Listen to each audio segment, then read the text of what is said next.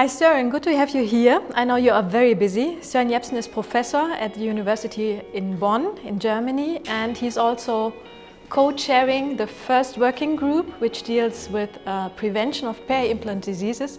And I know there's intense discussion going on in all working groups, but maybe you can lift a little bit the curtain and give us some impressions about the critical issues you discuss in your group. Yeah.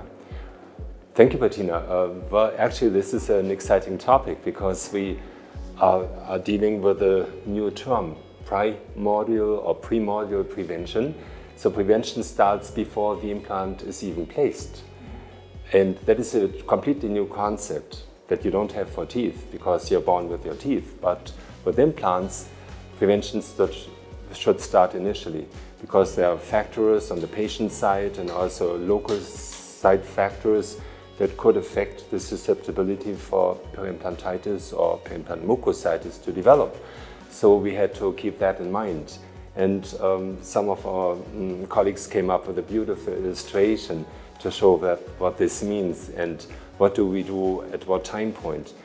And once we have dealt with periodontitis and have treated it, of course it will take secondary prevention to make sure that the disease does not come back. So that's another issue. Primordial, primary and secondary prevention, this is what we all have to cover.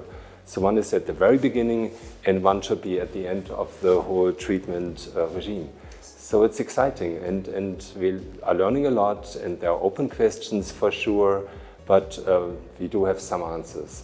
Okay, so go back to your group. Okay. Best of luck for your recommendations. We're looking forward to it, okay? Thank you, Bettina.